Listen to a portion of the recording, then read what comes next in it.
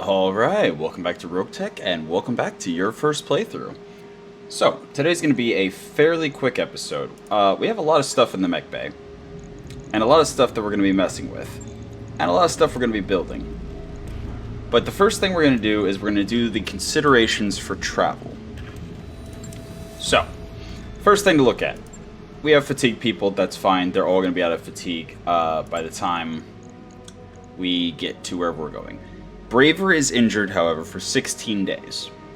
So in 16 days, everyone will be up. If you had somebody injured for longer, then that would be a consideration to keep in mind. But 16 days is everyone back up, period. Our work time at present is quite long. We only have 2 mech bays working right now. And the Phoenix Hawk will be ready to drop in 14 days. The Incubus will be repaired in 14 days. The Firestarter will be repaired in 5 days. The other Incubus will be repaired and ready to refit in 1 day. And the Stealth we want to do stuff to, so even after the 2 days where it's ready, we'll still have things we want to do to it.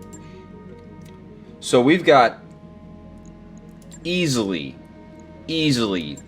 the 16 days of Braver being injured to still have stuff going on in the Mech Bay, without even building any more mechs. But we also have other mechs we want to build.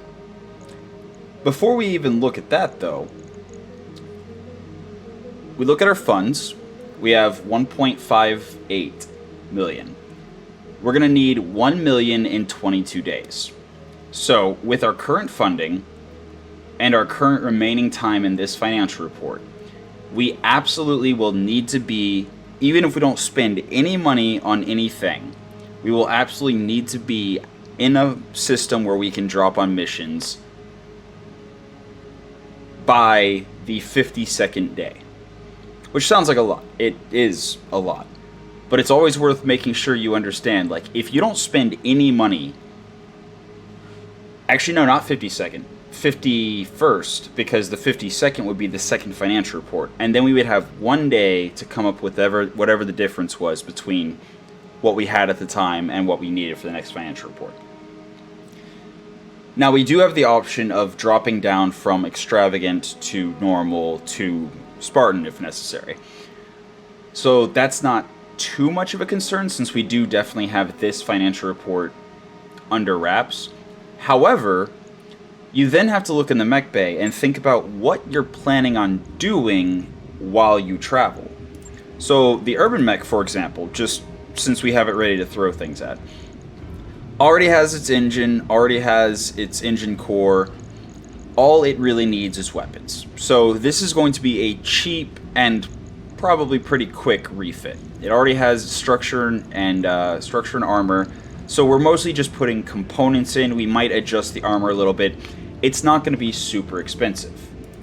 Meanwhile, if we, say, go to the Bushwhacker, and let's just say, since it is still going to be one of our 2 55-tonners, which are going to be the heaviest mechs we have, if we wanted to add a little bit of safety to it, or, if we were planning on doing this with any other mech that we're building, putting a Clan XL engine in is expensive. So if we wanted to put a Clan XL engine in the Bushwhacker or any other mech that we're going to be building, which, spoilers, we want to, we're going to need 1.5 million C-bills per 55-tonner that we're putting a Clan XL engine into. So that's the entire funding that we have right now. Meaning, if we install a single Clan XL engine right now, we will be out of money before the 22nd day, at which point we're going to need to get more money before the 22nd day. And the reason I specifically say to look at this before you travel is because while you're traveling, you do not have the ability to go to the store and sell things. You can, however, while you're traveling, go into storage and scrap parts. So somehow you just throw them out of your airlock and get C-bills for it in the middle of space, just zooming around, not doing anything. I guess technically you could be like trading them with other vessels, or selling them to the dropship crews or whatever. The point is, you have access to scrapping. You do not have access to selling when you're in transit. And like I just said, we need 1.5 million C-bills per XL engine we intend to install. And the Firestarter's not going to need one because it's an Omni-Mech, so it already has the engine upgrade it's going to have. But I really would like, especially before we start dropping on 2+ skull missions, I would like to have the extra little bit of safety of having the Bushwhacker with a Clan XL so that we can lose a side torso and not lose the mech, rather than the XL that it currently has. Also, I am going to build the line holder, and I do want to put a Clan XL engine in the line holder. The 35-tonners, even the Stealth, I might want to put the 3rd Clan XL engine into, but that's it. We're definitely not going to be putting any engine upgrades into a 30-tonner, a 35-tonner, the Assassin. Not going to happen. So we don't have to worry about the engine upgrades for the stuff that isn't going to last too much longer anyway. But to put the engine upgrades into the mechs we actually want them in, we need money. And since we have access to scrapping while traveling, but we do not have access to selling, it's always better to go through your shop and see what you have to sell before you start traveling. Like this AC-10. I don't think I'm going to put a bog standard AC-10 into anything. I think I would literally rather put the heavy rifle than the AC-10 into a mech. Just because the heavy rifle, if it's hitting structure, it does the same, yada yada, but it's lighter. It's 4 tons lighter. So, heavy rifle is, it does generate more heat, so that is a consideration, but I personally don't really have a problem with primitive tech. Like, at all. I mean, you can see it even has a longer range. Like, if you work around the damage dealt to armor being reduced and the recoil of 3, the heavy rifle, for its tonnage, in my opinion, is better than the AC-10. And worth noting, the stability damage does not get reduced, even if you're hitting armor. So it still does the same stability damage, but you have 4 extra tons to work with. So, considering that double heat sinks each sink 6 heat, you could have a 9-ton heavy rifle, which is basically generating 9 heat, versus the 12-ton AC-10 generating 6 heat. Or you could have a 10-ton heavy rifle generating 3 heat, compared to the 12-ton AC-10. So, I think I would absolutely rather use the heavy rifle than the AC-10. Now, there's a chance that the rifle category has meaning that I just don't know. It would explain in the past why I've been confused why my hit chance was as bad as it was. So, if, say, any of you modders happen to be watching and can say for sure that yes, rifles do have an inherent penalty to hit or something, let me know. But aside from that, right now, I have other ballistic options, like machine guns, like the ultralight rotary rifle, that are much more compelling than the AC-10. But that said, as I'm looking through my stocks, the AC-10 is kind of the only, like, I have 1 heavy rifle, 1 AC-10, and then the AP Gauss rifles and the machine guns. Yeah. Oh, no, I have an LB-10. Okay, yeah, I'm absolutely selling the AC-10.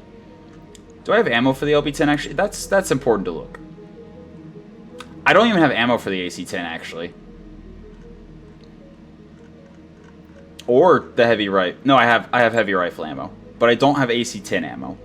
And I have LB-10 ammo, but I don't have AC-10 ammo. So yeah, absolutely selling the AC-10. It's only 26,000, but it's also reducing our financial report a hair. Bolt-on rockets, I intend to use them all. ER mediums. I'm honestly, personally not a fan of ER medium lasers. I feel like the extra range is not worth the extra heat, because you go from 360 meters to 480. Yes, that is a significant increase in range. But you're still doing 25 damage, and you're still doing Actually, I think it is slightly more. Do I have a medium laser sitting around? I do have medium lasers, right? Yeah. No, it's the same. It's the same stability damage. But you can see the 9 heat goes to 15. So you're paying 6 heat. 6 heat. To just increase your range by 120 meters. I would rather just, you know, have the extra 6 heat and then try to drop in 2 medium lasers. Because, I mean, that's literally a double heat sink. So you're basically spending 2 tons on an ER medium laser to get 120 meter range. Effectively. I personally don't think it's worth it.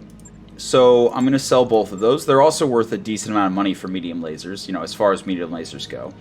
The large laser Tronal is just bad because it just generates extra heat. It's a 28 heat weapon with no upside in exchange for the extra heat, so I'm just going to sell it for a little bit of money. I probably should have sold it a long time ago to save the extra like 50 C-bills a month or whatever, but this is still the 3rd financial report, so it's not like I've paid that much. Laser AMS I'm actually a big fan of, especially on mechs that run cold already. I really do like laser AMS. It's just, you know, 1.5 tons, you just toss it in if you have extra heat to play with. Occasionally intercept some missiles. The flamers, I'm gonna keep them all because I can see myself building that fire starter I have and putting just a ton of flamers in it. Yes, its raw damage will be quite low. 10 damage, 10 damage, 12 damage, but once a target starts overheating, they move slower, so they get less evasion. And flamers ignore evasion, so it's really good against high mobility targets. And, you know, if you're hitting them with 6 flamers, or, well, 5 flamers and then a pirate flamer, you can overheat a mech in a single alpha strike if you get a really good hit chance, say, by getting behind them, or whatever. And then once they're overheating, it does do additional damage. So the 10 damage from the flamers goes up to 12, and the 12 damage from the pirate flamer goes up to 15, which is still not great, but you're baking people. So especially if you're in a hotter biome and you're running cool. And also, there is the added benefit of if they're running hot, even if they have the capacity to cool down all the way, they're going to fire less weapons because nobody's going to have like 66 excess cooling to be able to alpha strike and drop 66 heat per round. So I'm interested in holding on to the flamers, potentially showing off a burn build where you just, you know, melt enemies. Large lasers, I like having a large laser around. They're not ideal in most situations. Like, I would rather use a light PPC in almost every situation. The only advantage the large laser has over the light PPC, in my opinion, is the fact that it has no minimum range. But light PPC, 30 damage, 6 stability, 15 heat. Large laser, 40 damage, 2 stability, 24 heat. So, yeah. As you can tell, and also the 5 tons versus 3 tons, as well as the longer range, like, light PPCs are just really good. And they have evasion ignore built in, they have ECM jamming built in. I love light PPCs, I'm so happy to have 4 of them, they're gonna find their way into builds. The large laser, if I had multiple, I would sell down to 1. Again, it's good to have a large laser sitting around because it is versatile. You can stick it in a long-range mech, you can stick it in a medium-range mech, you can stick it in a short-range mech. It doesn't care. Light PPCs you generally want in mid to long-range mechs. LRMs. If I have enough hardpoints to use LRM 5s, they are the most efficient LRM available, at 2 tons for 5 tubes. The LRM 10 takes an extra 3 tons for an additional 5 tubes, and then the LRM 15 only takes 2 additional tons for an extra 5 tubes on top of the LRM 10.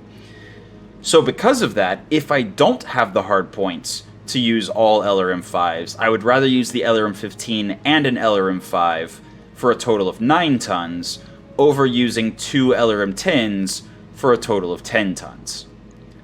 So I'm going to sell both the LRM 10s. Also, LRMs have a massive minimum range, so I kind of don't like using them unless it's specifically on a dedicated fire support mech. But we'll get to that if and when we build a dedicated fire support mech. You kind of need specific hardpoints to run that kind of thing. That said, light PBCs are up to 720, so we could potentially build a LRM 15, LRM 5 PBC thing. Alright, then we have medium lasers. Medium lasers are the best vanilla weapon in the game. And by vanilla, I mean just like, they don't have PPC debuffs, they don't have, you know, extended range or, you know, bonus accuracy, evasion, ignore. They're just bog standard, simplest, 1 ton, toss it in, zap. There's nothing fancy about them. But you can make a disco mech. Well, I mean, there's actually a disco laser in the game, but like, as far as I remember, throughout the entire history of my fandom of the Battletech Universe, it has been pretty common to colloquially call a massive laser barrage mech a disco mech. But yeah, if you put like 9 medium lasers into a mech, it's 9 tons. As long as you mitigate the heat, it's respectable. It's very simple. Very, very simple. Nothing simpler than just some medium lasers. And yeah, they do respectable damage for their 1 ton. It's just an option. And because there are mechs that do have enough hardpoints to run, for example, 9 medium lasers, it's worth having around. Especially if you make like a filthy backstabber out of a medium mech, and you just put a massive core and a mask and whatever, and then you just put 9 medium lasers. I mean, even backstriking a heavy or an assault mech with almost 250 damage is respectable. Speaking of backstriking, machine guns. Yeah, I'm not going to sell any of the 5 machine guns because it's very easy to fit 2.5 tons of machine guns into a mech that has the hardpoints to do it. Micro lasers, especially clan micro lasers, love them. Or actually, I think micro lasers are only clan. I don't think Risk has. I think Risk is still small pulse laser. Does Risk even have small pulse lasers? And I know X pulses don't come. I'm pretty sure X pulses stop at small. So I think the only micro lasers in universe are clan micro lasers. But a clan micro pulse laser is basically a half-ton inner sphere small laser, or a small pulse laser, more or less. They're good. I love them. They're very good. Very accurate. Yeah, short range, but if you're putting them on the right kind of mech, it doesn't matter. I'm about to say something very, very controversial. I don't like MMLs. At all. Like, at all. I'm not a fan, in the least.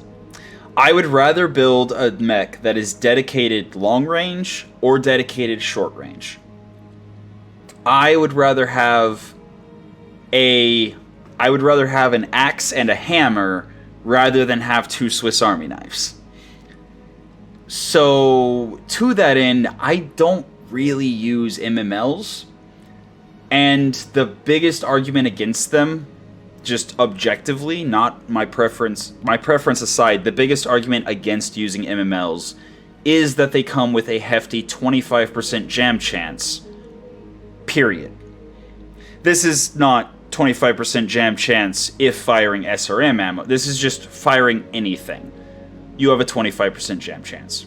So, yeah, putting an MML5 in for 1.5 tons to fire 5 SRMs, pretty good. Like, yeah, if you could reliably fire 5 SRMs for 1.5 tons, if you're firing SRM ammo out of the MML, yes, you're doing 50 damage per alpha strike if it's not jammed. And you're doing that 50 damage for 1.5 tons. So, remember, a inner sphere SRM6 is 3 tons. So, you're firing 1 less tube of SRM ammo for half the tonnage.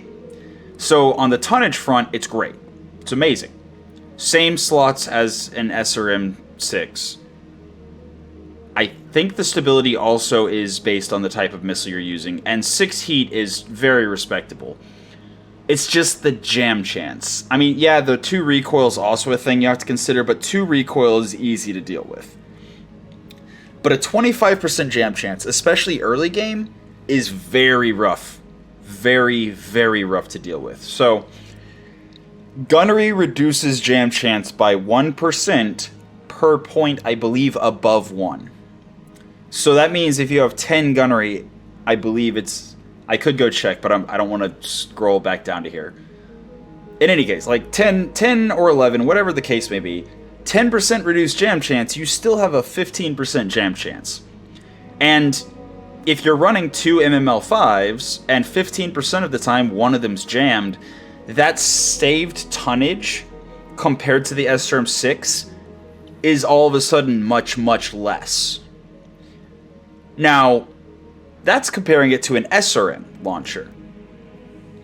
If you compare it to a LRM launcher, it's even worse. Because you're still doing the 5 missiles at 5 damage each. Everything is like the same.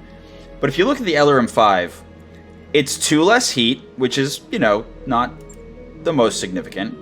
Oh, it's actually less stability damage than a standard LRM 5. But it takes 1 less slot, which is important, especially if you're dealing with, you know, 5 tubes. The smallest launchers, you usually want to have more of them.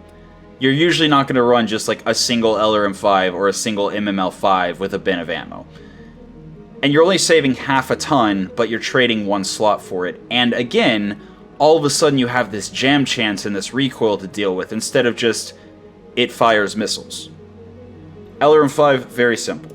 MML 5, not so simple.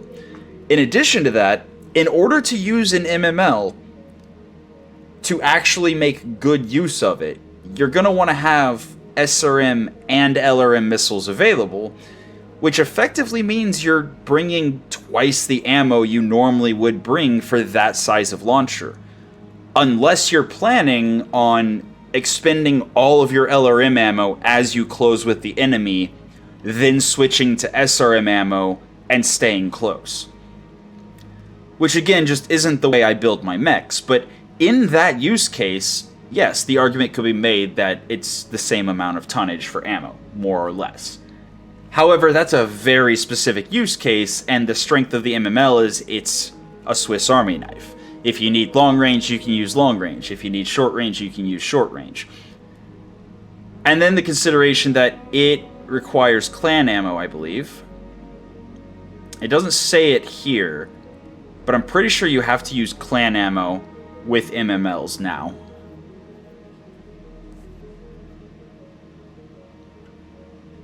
Yeah, I'm not seeing where it says it, but I'm pretty sure MMLs you have to use clan ammo.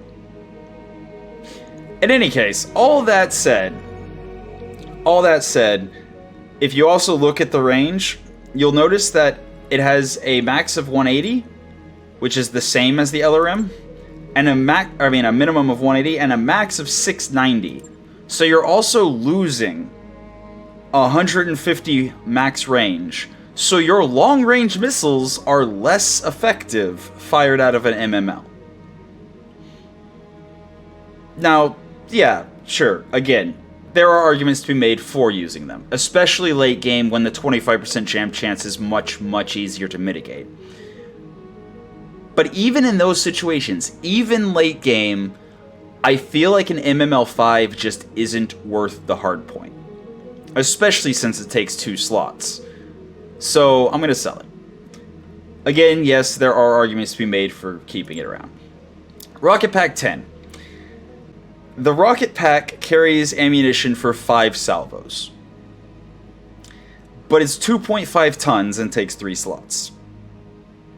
Now, yes. Oh, I already sold the LRM 10s. So, they do 6 damage instead of 5 per missile. And they have the stability damage that is the same as LRMs. And they generate less heat than LRMs, because an LRM 10 would generate more than 5 heat. Do they not have a hit chance penalty anymore? Hold on. Are rocket packs good now?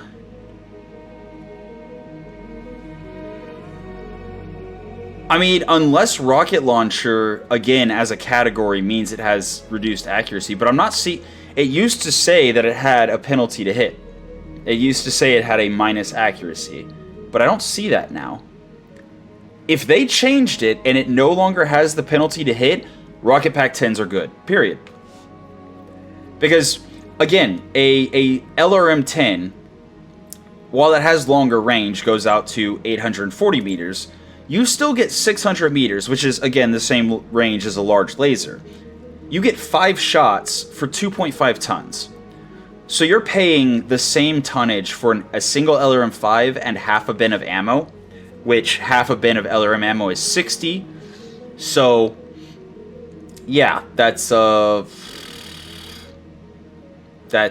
12 shots. Yeah. So, for 3 tons, you get 12 shots with an LRM-5, doing 5 damage per missile. But the Rocket Pack 10 is 2.5 tons for 6 damage per missile. That's really, really good. That's actually amazingly good. I'm going to use them, period, and we're going to see what the hit chances look like. But, yeah, no, that's good now. Never mind. Disregard. I will revisit it later after testing to see, and if it turns out it is still bad, then so be it. But, yeah, with this... With the new handheld rework, rocket packs appear to be not only viable, but actually desirable in some situations. Obviously, if the fight goes longer than 5 rounds, you're going to want to be more, choosy about when you shoot them. But still, having 5 salvos for, 2.5 tons, that's very respectable. Very, very respectable. That means you can do, with a single rocket pack 10, you can do potentially 300 damage in a fight. Front-loaded in the first 5 rounds if you want, for 2.5 tons. Very respectable. So we're going to keep them. Alright. That was, yeah, that was a little bit of my graphics card chugging. I currently have components coming in the mail, and hopefully that'll be resolved shortly. Okay, small lasers, they're just like medium lasers. They're fine. They do the job. Small pulse lasers. So, small pulse lasers do multiple instances of damage with very high accuracy. So, they're best used for high evasion targets, which primarily consist of proto-mechs, battle armor, VTOLs, and light mechs. None of those have a lot of armor, so the, potentially 20 damage for 1 ton at that accuracy against the units you're most likely to be shooting with it, very good. Very good. Now then, SRMs.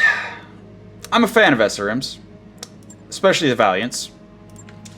But SRMs have respectable crit chance, respectable through armor crit chance. Not as good of through armor crit chance as, a lot of ballistic weapons, but I believe they have the highest amount of armor they can crit through of any missile. Unless that's changed in the years, but it's been consistent every time I've checked into it, so I'm going to continue saying it until proven otherwise. But if you want crits from missiles, SRMs are your best bet. For standard types of missiles, there are micro missiles, and there are tandem ammunition that you can put, like tandem missiles you can put in different launchers.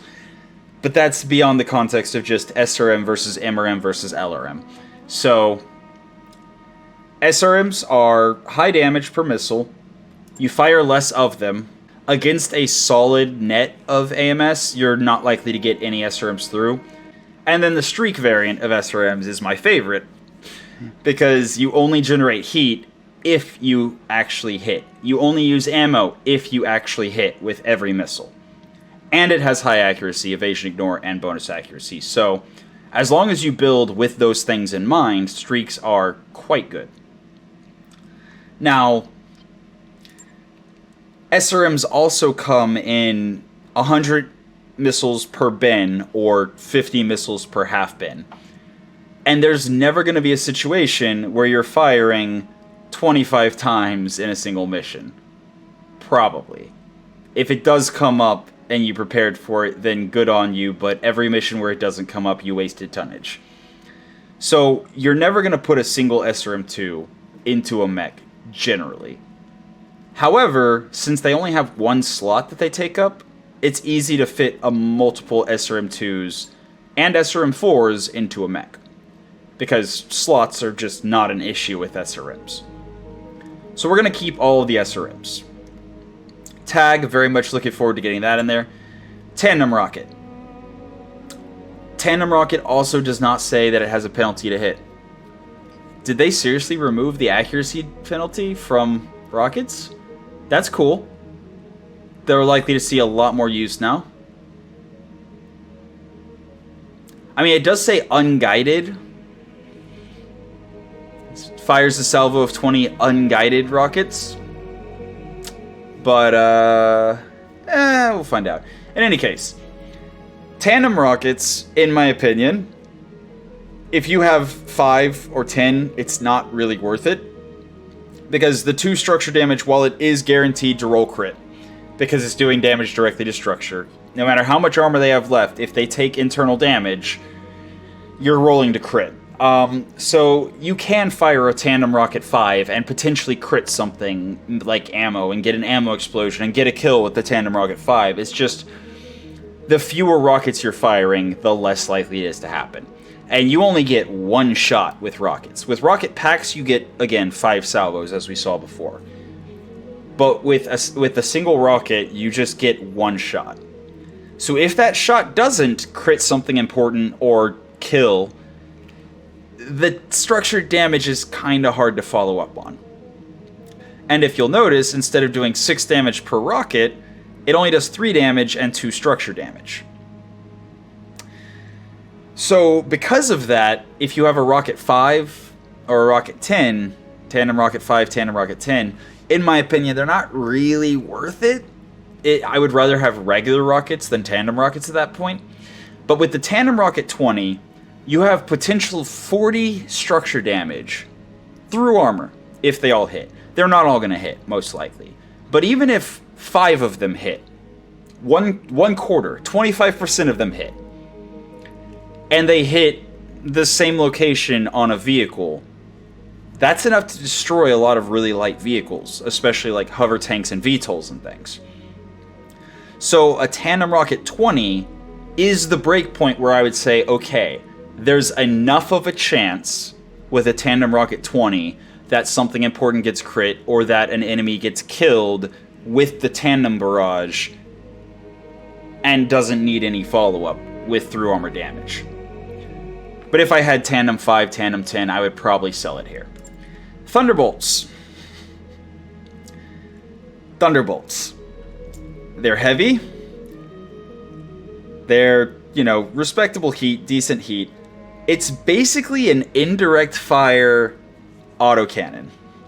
So if you look at it in that context, 6 tons for an AC-10 that does a lot more stability damage, I think. Where's the LB-10? 15 stability? Oh no, it's the same stability damage. So yeah, it's literally just an AC-10 that fires indirectly and can be intercepted by AMS. But it only weighs 6 tons. So if you have the ammo for it, pretty good use of a weapon hardpoint if you're going with like a pinpoint build. Do we even have ammo for it though? No. We do not have ammo for it. And because we don't have ammo for it, I'm going to sell it. I would keep it if I had the ammo to use it, but right now I'd rather have the 23,000. And who knows when we're going to find Thunderbolt ammo. And I believe, if I remember correctly, Thunderbolt 10 we would need 2 bins of ammo for. So it would be potentially a while before we could actually use it. And by the time that we get the ammo, we might be to the point where we would rather have a Thunderbolt 15 or a Thunderbolt 20. Or an arrow. But it is very much a respectable weapon system. And arguably better than an autocannon in just about every way, except that it can get intercepted by AMS. But even if it can, even if AMS is shooting at it, it takes a lot of hits and a lot of damage to destroy a Thunderbolt missile in the sky. So, yeah, I'm mostly going to sell it so that I can get the monies and save a little bit more on the financial report. We don't need 4 armor. We only need 1 armor. So we're going to sell 3 of them.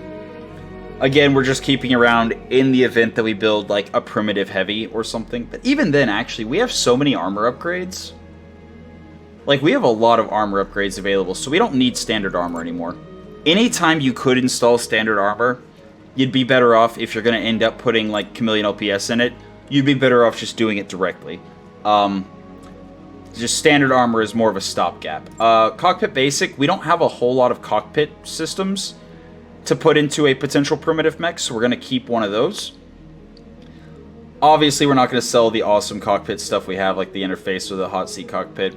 Combat shield, definitely not selling it. Looking forward to putting that in. The compact actuators, I mentioned using them, and I very much am interested in using them, especially if we end up building a LRM fire support mech. Because you can count on a fire support mech never getting into melee, unless you just, mess up and do something stupid. But, yeah, if you don't have any weapons in the arms, and you're just using your arms as shield arms, you might as well have compact actuators. And actually, now that I'm thinking about it... Oh, no, that's right. Compact actuators remove... I think compact actuators remove lower and hand. I think if you have lowers and hands and you install the compact actuator, I think it actually removes them, so you can't use a combat shield with the compact actuator. But we'll definitely hold on to it, because I can see myself using it at some point for a fire support mech, and it is going to be worth experimenting to see if I can use compact actuator and combat shield at the same time. That'd be interesting. Clan Endo, not going to get rid of Clan Endo. Engine cores. We're getting to the point where we're building medium mechs, so having extras is not really worth it. So we're going to sell the extra 100 core, but I'm going to keep the different sizes of core because, I mean, having versatility in your builds is always nice. So 85s, 95s, 100, 105. Whenever we build a 35-ton mech, it's going to be nice to be able to choose between a bunch of different core sizes. 120 core, in my opinion, has no business in anything above 40 tons. Unless you're literally making a turret mech. If you are making a 60-tonner that can only move 2 hexes, fine, okay. But even then, you don't really want to have a bunch of extra 120 cores sitting around. 200, 270, anything above 250 I recommend always holding on to. Just, period. If only because they're really good to sell when you're coming up to a financial report and you don't, want to go bankrupt. And also, they're, very versatile in a lot of tonnages. Like, even assault mechs, you can run a 270 or 300 core in and still get, like, 3 hex movement.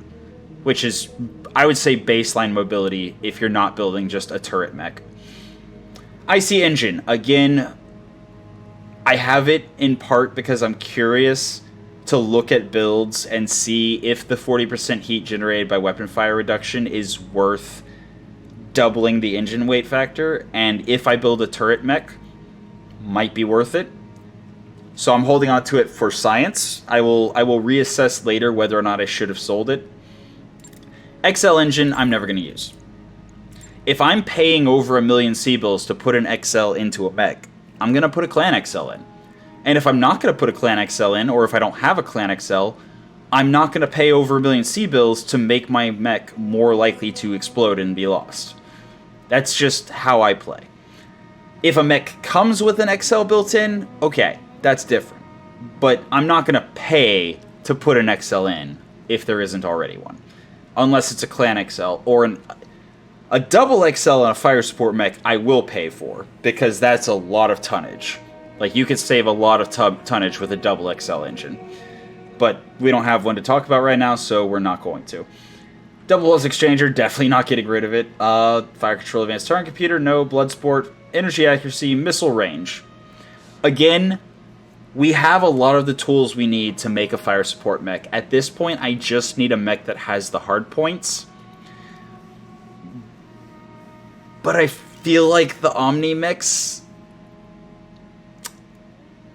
Because, like, an Omni mech is great to put a whole bunch of LRM-5s into and make a LRM boat, a fire support boat, and just keep it in the, distance, keep it in the back. And the fire control missile range is really good because it makes your long-range missile fire support mech just do what it does better. So you have reduced minimum range, and you have a 15% increased long range. So reach out and touch someone. Fire control standards, same reason we're not getting rid of our standard cockpit, just in case we build a primitive. We don't have a whole bunch of other cockpits, or a bunch of other fire controls sitting around to use, so holding on to that. Oh wow, I'm only halfway through. Well then, I wasn't expecting for it to be an hour-long video, but here we are. The Pharaoh Quick Cell. If I use it, it's going to be on a fodder mech. That said, I might build the Assassin into a fodder mech. And if I do, I can see myself using it. 3 Pharaohs.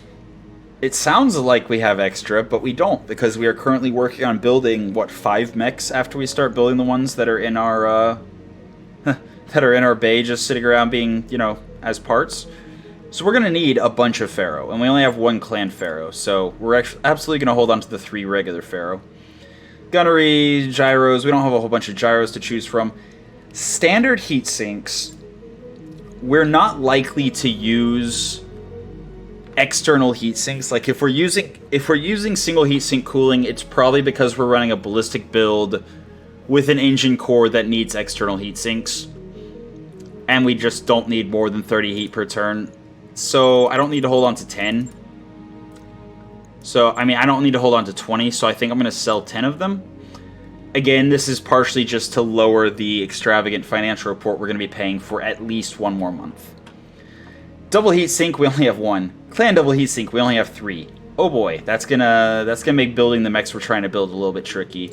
Heavy industrial armor, looking forward to using it. Hybrid TSM, also looking forward to using it. It doesn't save any tonnage, but increasing our carry weight by 2.5 times, having the ability to turn it on to do bonus melee damage and walk further. It's nice. Standard jump jets, we don't need 15. I think the most standard jump jets I would ever actually put into a single mech is probably 8. And even then, it would have to be like a super dedicated jump mech for it to have 8 jump jets. And again, if I'm using jump jets, I would kind of rather use improved jump jets. And I don't really use jump jets that much to begin with. So, there. I know, some people love jump jets, and I believe in them. I fully believe that there are builds you can make where jump jets are completely viable. Especially slower moving, like direct line of sight mechs. But in case you haven't noticed, I like making fast mechs.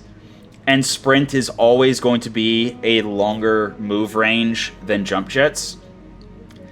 And you still have to have a big core to use a bunch of jump jets. And basically the bigger the core is, the faster your mech can sprint to begin with, the less the more you're trading to jump. If your mech only moves 2 or 3 hexes, and it can only sprint 3 or 4 hexes, and so you're able to get 1 hex less than max by jumping, then yes, jump jets are 100% worth it. They give you better evasion than if you just moved the same distance. They let you have the ability to go up and down elevations very easily. But I almost always build fast mechs. Like, I try to keep my mechs at least 5-7.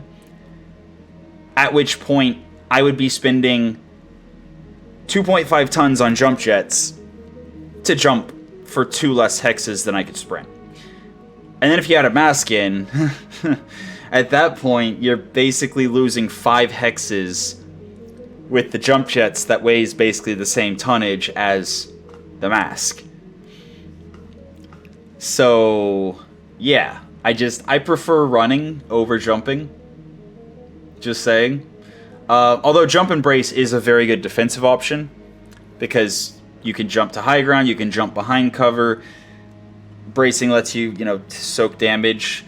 But if you're shooting, especially if you don't want to have a bar of stability damage, sprinting is generally a little bit safer. You get 1 more accuracy, and you don't get a bar of stability damage for no reason. The one caveat I will say, if you have Ace Pilot, which lets you shoot and then move, you are not able to sprint after shooting. Which means jump jets, period, always will give you more evasion with Ace Pilot than moving after shooting would. But you do still get the bar of stability damage. However, since you shot before you jumped, you do not get the penalty, the additional penalty to hit. So, in the situation that you have Ace Pilot on a mech so that it's going to shoot and then move, you get more evasion, and you have no downside other than the 1 bar of stability damage. So, yeah. Now that I've said my disclaimer, there you go. Lamb Ferroaluminum, if we build another Lamb, it'll be nice to have. Or, worth noting, if our Lamb gets its armor crit and destroyed, we have spare. Lamb Turbine, we need more, but it's fine. Mask, we found out that the Inner Sphere mask is basically the same as a clan mask, other than a slight little tweak here and there. So, yeah, definitely not selling that. Piloting A and B, definitely keeping those. Cockpit, searchlight, sensors, like, yeah. We only have 1 basic sensor, so same thing as the basic cockpit and basic fire control. If you have all sorts of different sensors, or cockpits, or fire control, yeah, sell the basics, you don't need them anymore. Spiked armor is interesting. I mean, again, we're able to put more armor than what would normally be max. This is especially good on a turret mech. So if you have a turret mech that can only move 1 or 2 hexes, that minus 10% walk distance doesn't really matter. So you're able to go beyond your normal max, and the 30% armor weight and extra 25% armor points kind of balances out, so you're not really paying extra for your armor. You're just getting more than what you could otherwise get. So I'm actually potentially going to use that to build an example of a turret mech at some point. Standard fusion engine. Exactly the same point as the cockpit, fire control, and sensor.